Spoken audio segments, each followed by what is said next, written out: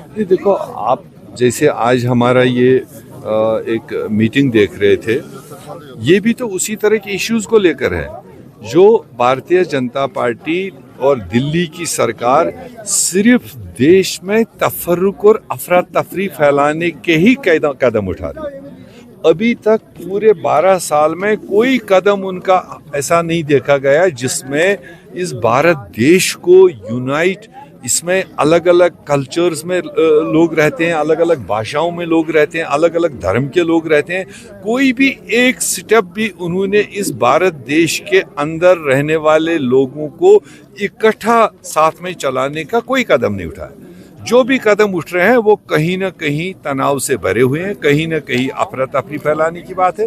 अब ये बात कि चलो अब मस्जिदों को मतलब इन्वेस्टिगेशन करो, मस्जिदों के इमामों को इन्वेस्टिगेशन करो, तो क्या अगर आपको इस तरह का कदम उठाना, आप तमाम धर्मों के तमाम स्थलों को करो, तब तो किसी को तकलीफ नहीं होगा।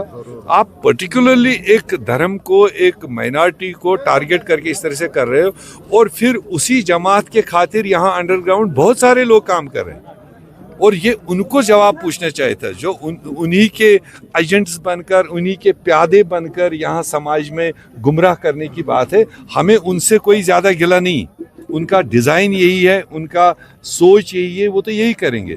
मगर अफसोस उन लोगों पर है जो ईमान से मुसलमान है और फिर उसके बाद उनके उस एजेंडे को बढ़ावा देने के लिए यहाँ पर तफरुक फैला रहे। सवाल वो है। ये बताइए कि टीएमसी के साथ कांग्रेस की क्या अंडरस्टैंडिंग बनेगी आने वाले जो असेंबली इंतखाबात हैं? टीएमसी पिछले कई सालों से नेशनल लेवल पर इंडिया अलायंस का एक मजबूत हिस्सा है।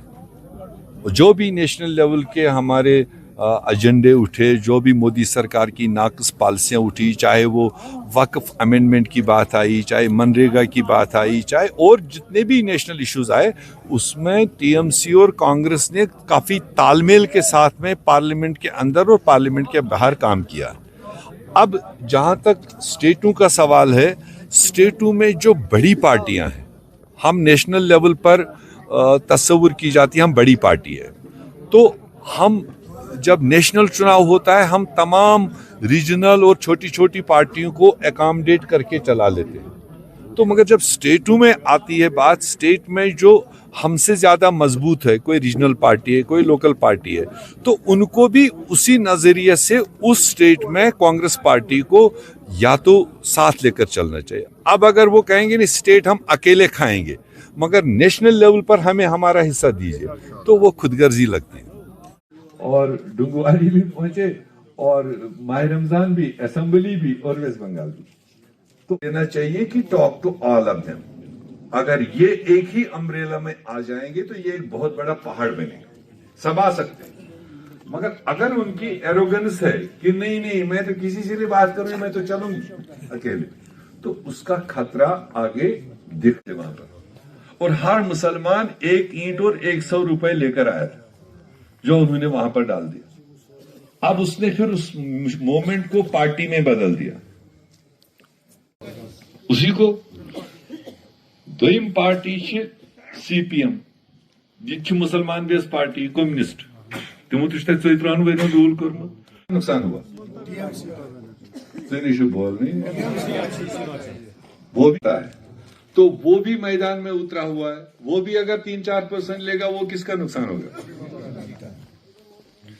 एक है वहां पर एएसएफ। अच्छा बात है, जैसे हमने यहाँ चुनाव पर तरबियत दी थी कि हो ये करो मुसलमानों में वारिया मुसलमान लीडर पद, वारिया पार्टी सिर्फ मुसलमान वोट बाइफरकेट, तो 5-7% ये भी लेगी, तो ये किसका नुकसान होगा? तो ये किसको समझ 3% लेगा, वो किसका नुकसान होगा?